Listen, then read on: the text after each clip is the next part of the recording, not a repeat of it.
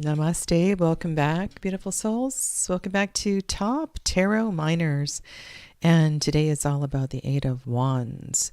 This first decan of Sagittarius, where the air qualities, the mercurial qualities of this decan meet the fiery energy of Sagittarius. And this is I think it's a really difficult card to understand. I think there is an urgency here that is expressed, and this may be illustrated in any number of ways. And so I think I'll sort of get to this through the energy of each of these cards. Hello, Amelia. Welcome. I think it is kind of brilliant that it just happens that I'm talking about this card the next episode after I was talking about temperance. Temperance is the Sagittarius card. So for those of you that are haven't been following along these two conjoining series, one is I'm doing Top Tarot Minors, which is my own thing. And then I'm also doing Top Tarot Trumps, which is a response to the lovely Masha at Musings with Masha. And Masha has decided to space out the Trumps one every 2 weeks, and I did a bit of a catch up. And sorry, last week I did Temperance. And then in about 2 weeks, I will do the Devil. And so in between, I'm doing Top Tarot Minors. And there's just something about this coming up, I think, and reflecting back to back on these two cards. Welcome, Saskia. Thanks for joining. So the first decan of Sagittarius, let's just talk a little bit about Sagittarius energy and this mutable fire sign. It has there's a passion here. There's a real passion and a drive classically. It is an expansive energy ruled by Jupiter. I guess it is ruled by Jupiter. I was thinking of another sign, so it is ruled by Jupiter. So it has a large yes to it. And when you are in a mutable sign, and that mutable energy has fire and the permission or the encouragement to expand, I feel like anything can happen. And this to me feels like a summer electrical storm, or even one of those freaky summer storms where it hails. And I see Saskia's very hot and humid. She's in Greece, in Corfu. So there's a bit of volatility here. When I look at the cards of Sagittarius, I really feel like there's a message here, but this is it's a questing energy.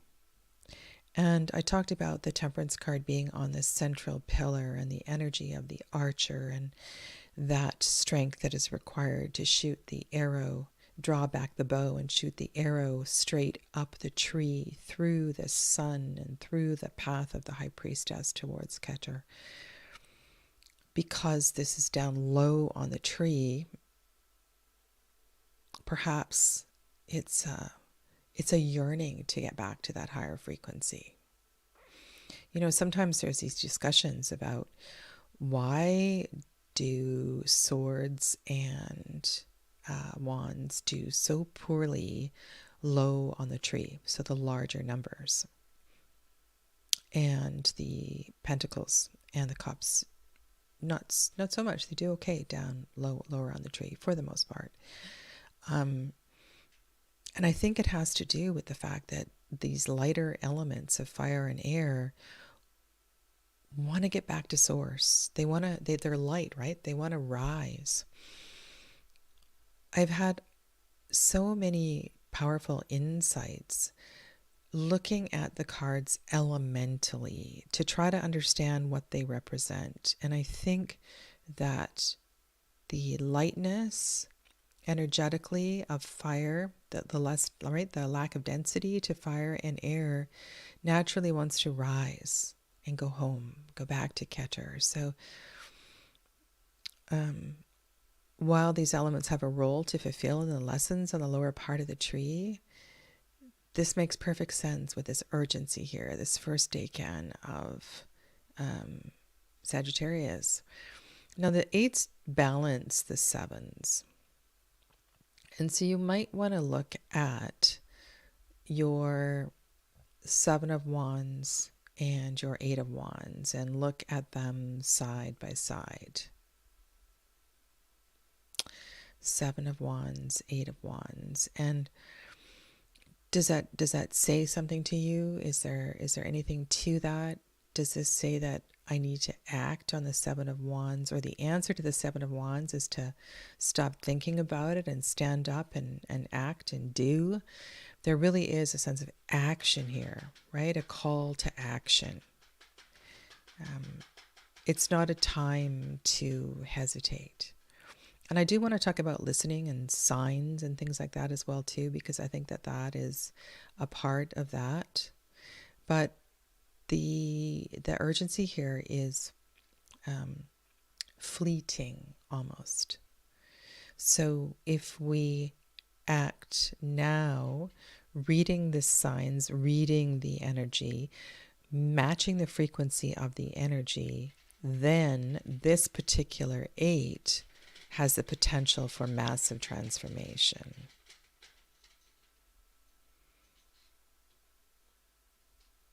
Right? So this is our, if you go start with the zodiacal year in Aries, this is the third mutable sign. So the third and fourth mutable signs are fire and water. And this comes quite late here, and it's like and also in the calendar year, right? It's pressing us to do good things, to you've heard me talk about the Suit of Wands before in terms of our great work. This is like pull yourself together here and let's get on with this kind of energy.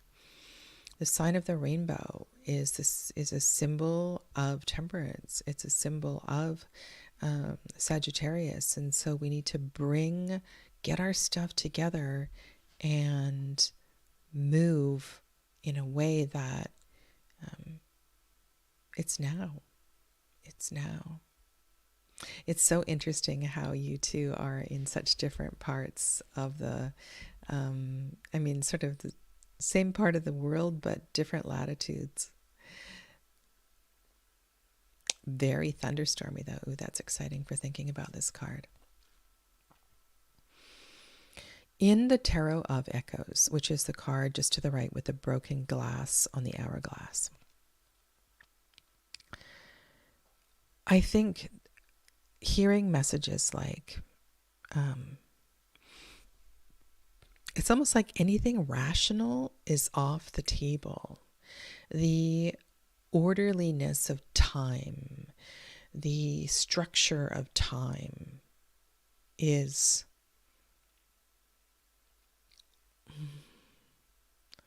I don't even know how to say this. Like with that arrow blasting through that hourglass, there isn't a moment to waste here. If you look at the eight in the Thoth Tarot, this one here, and the energy of the two squares, the two pyramids, and I see this very three-dimensionally, that center of the pyramid, the top pyramid, moving towards me, and all of those lines of energy connecting the lines of energy in that pyramid. And you all know what powerful energy pyramids hold, and that if you use them strategically with crystals or in your garden, they have the potential to bring abundance. And when we're looking at the eights, we're looking at double 4, and this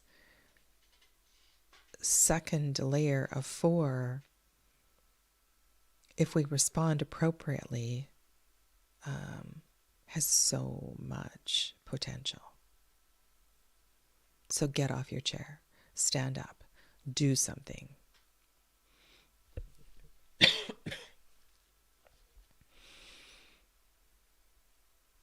Okay, let's look at the other cards on the table. I was wondering, I pulled this card out because it wasn't in my list. What happens when a deck is really watery and quieter and not fiery? How is the deck going to represent that? And here it's in a thunderstorm with lightning strikes. And we know that lightning strikes, we don't see this lightning striking a tree. It's just this live voice of energy. And it can be tremendously healing as well too. If you look at some of the effects of lightning,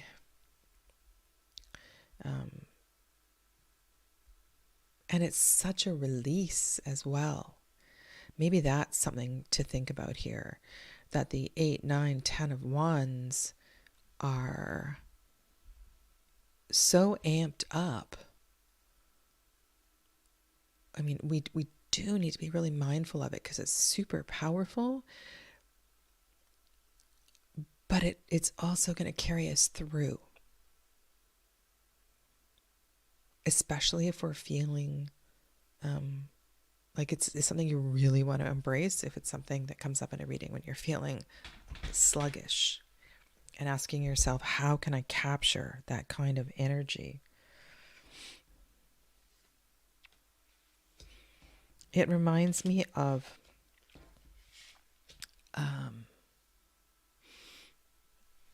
I think there's something here. So you've seen, I don't have the Anna K Tarot anymore, and I do like this card in that deck because it actually has a messenger delivering a scroll, like a message. And this feels a little bit like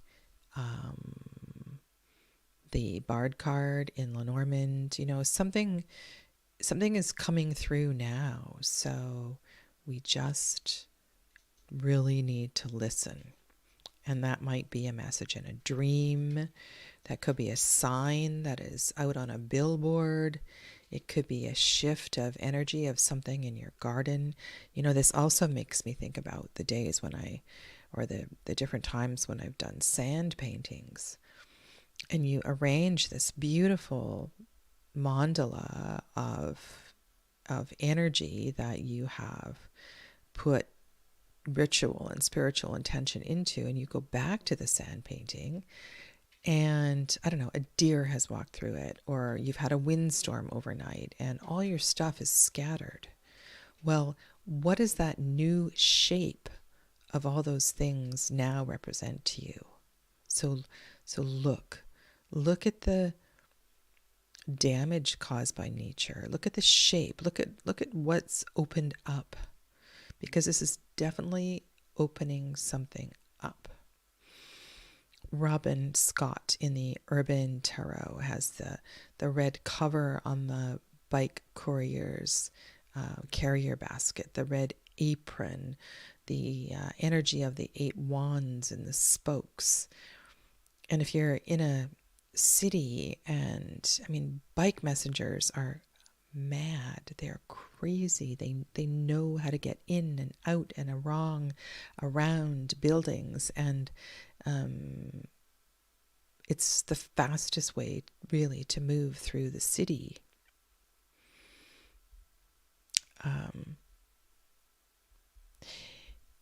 I want to comment on this Aurora Borealis association, because this is really powerful as well too.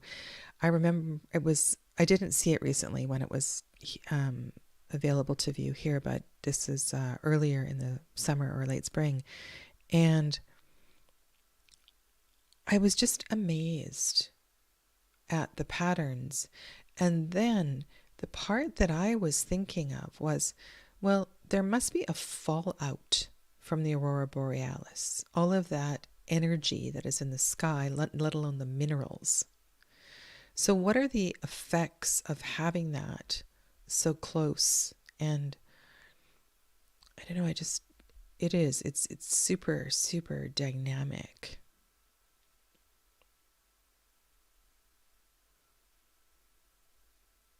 Air, this is Tarot of the She. It's called Dragon Flight. And here we have, or Dragon Fight or Dragon Flight. Let me read you her little poem, Emily Carding's poem. Swifter than an arrow I, racing fearless through the sky, fire runs in my noble veins. What else could hold the dragon's reins? And let's remember, so with this Mercury decan, this air fuels the fire. So if your fire has been dimmed, right? If your fire has been dimmed, this is a sign of the your fire being fueled, right? It's being relit by the air.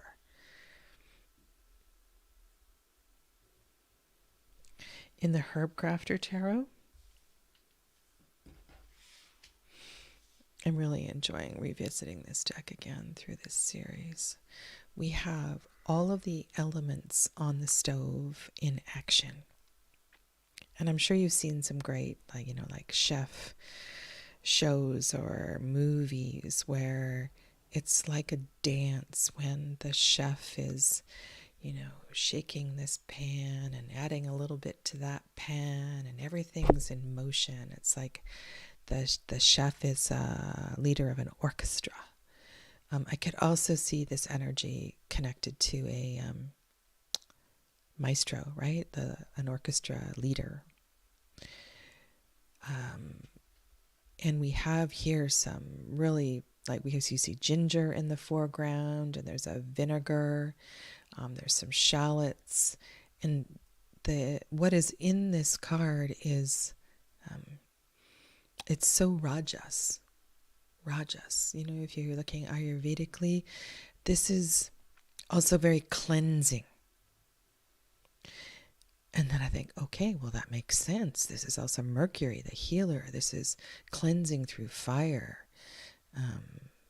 digestive cleansing with garlic and spices, clearing out the digestive tract. I mean, there's so many different ways we could go with this. And so I often, when I do Reiki and I have people in my room, I say there's all different kinds of ways that you're going to feel this energy. And when I'm very cautious of doing Reiki with patients who are deep in cancer treatment, because Reiki tends to exacerbate the negative side effects of medications. Diarrhea comes to mind. And I think that is an example of fire and air just hitting a little too hard. And yet, it's a power cleanse. It's a power cleanse. So this could be your power cleanse card. Getting rid of what you don't need so you can carry through to the end.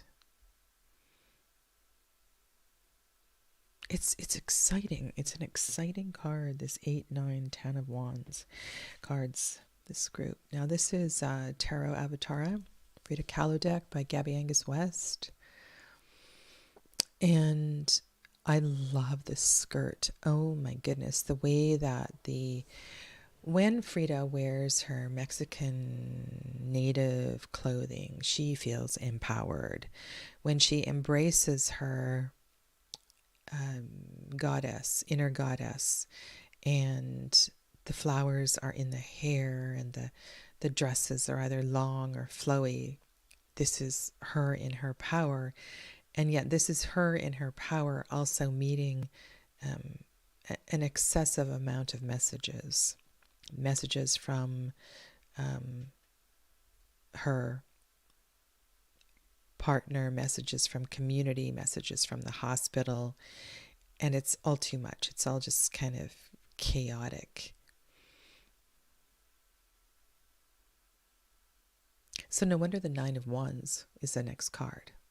Whoa, we need to get into a receptive mode.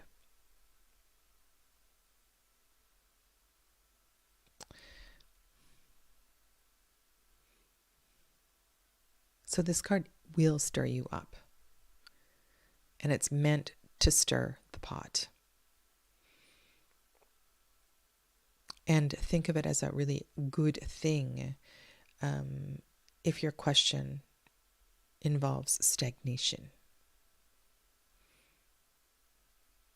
The rules are off the table. Anything is possible. The answer is do it. The answer is go. The answer is act. I would say take a deep breath in, focus your energy, and go. The more you can focus your energy, the more successful your attempt will be. All right, so let me pick 5 cards. There's not a lot on the table today, so I really had this one out just as an example. So I just need to eliminate one for a top 5.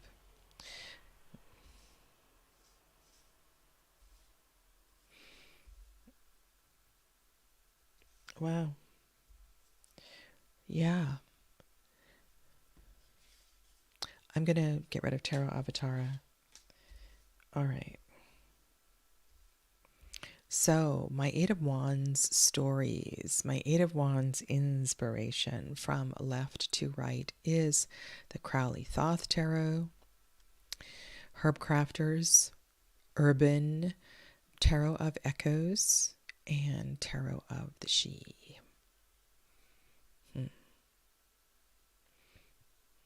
Embrace the 8 of Wands. All right, so this week I will carry on and do a 9, 10 page Knight and Queen of Wands. And so we'll be all fired up this week. Plus I have a bunch of other broadcasts that I'm just sort of trying to pull together, get everything organized for the week. I want to thank you all for your birthday messages, and I had a lovely weekend, and I will see you soon. I'm going to be broadcasting publicly for Tarot Avatara today, and maybe one more time if I can get my stuff together. Otherwise, I'll add that extra broadcast tomorrow. Take good care of yourselves. Have a lovely day. Namaste.